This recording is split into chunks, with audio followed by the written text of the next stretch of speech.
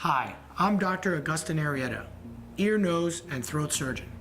After years of experience, we've developed a simple video that explains to patients what they can expect before, during, and after their tonsillectomies. Let's start with the basics. A tonsillectomy is a surgical procedure to remove the tonsils from the back of the throat. There are several reasons why your doctor has recommended to remove your tonsils. The most common is that you may be having recurring infections from bacteria living in your tonsils. The second most common reason is that your tonsils may be enlarged and are causing obstruction of the airway, most commonly when you are sleeping. This may result in a condition known as sleep apnea, which produces loud snoring and stopping breathing during sleep. Your tonsils may have developed pockets or crevices known as crypts. These crypts can grow plugs known as tonsil stones, which lead to bad breath and discomfort.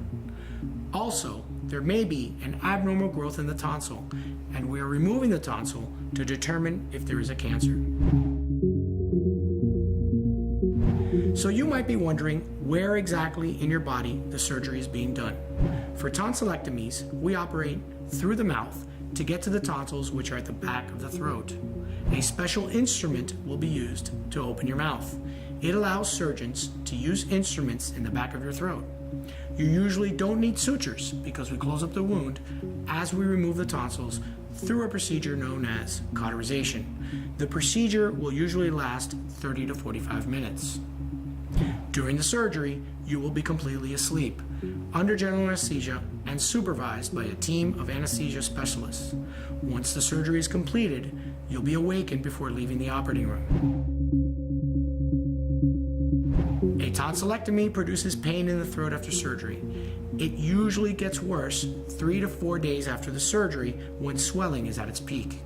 Yawning and opening your mouth wide can make it worse, and pain in your ears is also common during this time. Drinking plenty of water and staying hydrated is important after your surgery. The back of the throat will look like 2 white patches. This is a normal part of the healing process. Full recovery usually takes about 2 weeks.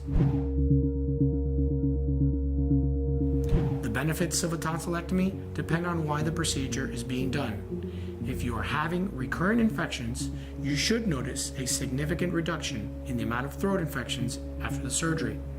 If you suffer from airway obstruction, you should see a reduction in snoring and mouth breathing. And if you're looking for a tumor diagnosis, doctors will have enough tissue to provide it. There are risks involved with all surgery.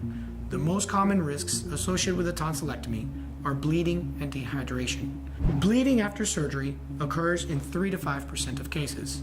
If this happens, call your doctor, and if necessary, call 911.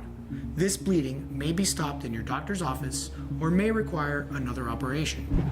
Other less common complaints include nasal speech from incompetence of the palate, change in sensation from the tongue, injury to the teeth or mouth area, voice changes, burns from the equipment, and abnormal scarring. Complications associated with any procedure under general anesthesia include heart attack or stroke, infections requiring antibiotics, blood clots, and death. But these risks are rare in healthy patients.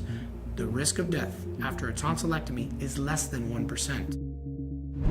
Bleeding that occurs after a tonsillectomy can sometimes be stopped in the emergency room or doctor's office, but may require another operation to stop. Pain is common after surgery and is controlled with pain medication and aggressive hydration.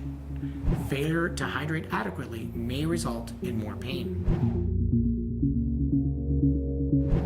Let's go over some common questions you may have regarding tonsillectomy. No, you don't need your tonsils. There are other parts of the lymphatic system in your throat which perform the same function. You should start with liquids after the surgery. You can slowly advance to soft foods as tolerated. This may include ice cream, soups, noodles, eggs, mashed potatoes, yogurt, etc. You should expect to be on a soft diet for 2 weeks. You should avoid any hard, crunchy foods like pretzels or potato chips because these may cause pain and bleeding. The most important step in recovery after tonsillectomy is to drink plenty of fluids to avoid becoming dehydrated. Signs that you or your child are becoming dehydrated are urinating less than 2 to 3 times a day, crying without tears, or developing a fever. Here's a helpful guide to the amount of water you should drink to maintain hydration.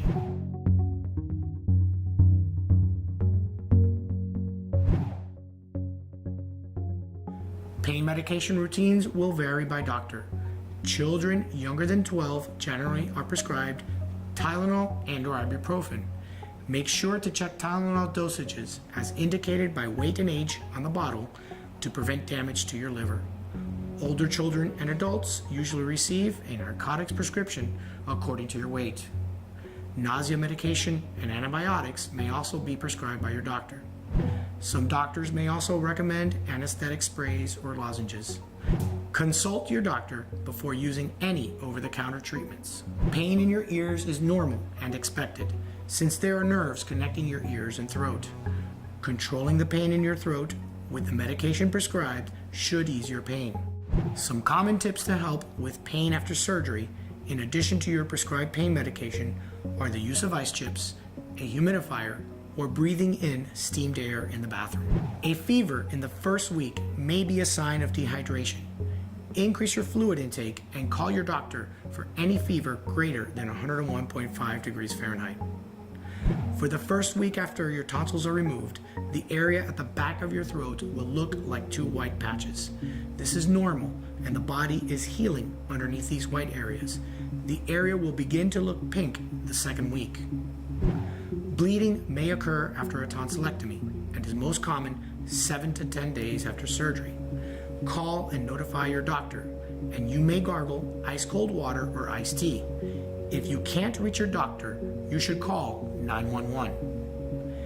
It is normal for your voice to sound different for 2 to 3 weeks after surgery. It should return to normal.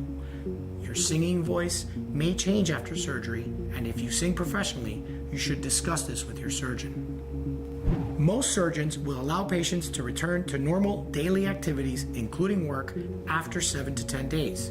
However, you should wait 2 weeks before engaging in heavy physical activity. Most medications should be restarted the day after surgery. However, you should not restart any aspirin or blood-thinning medications before discussing with your surgeon. Most healthy patients will go home the same day as the surgery, but some patients may require an overnight stay at the hospital or more, depending on their specific needs. No solid food or liquid should be taken 8 hours before surgery. No liquids should be taken 4 hours before surgery. If you are taking over-the-counter vitamins or medications that may affect blood clotting, these should be reviewed with your surgeon. These include pain medications like aspirin, ibuprofen, and others. If you are on prescription blood thinners, you need to discuss if and when these will be stopped with your surgeon and the doctor who prescribes you the medication. Let's review when you should call the doctor. If there is bleeding, a fever greater than 101.5 degrees Fahrenheit, the patient is extremely sleepy or difficult to wake up, or unable to tolerate fluids and is showing signs of dehydration. We hope this video has provided you with useful information about the tonsillectomy you or your child will soon be receiving. Thank you for tuning in.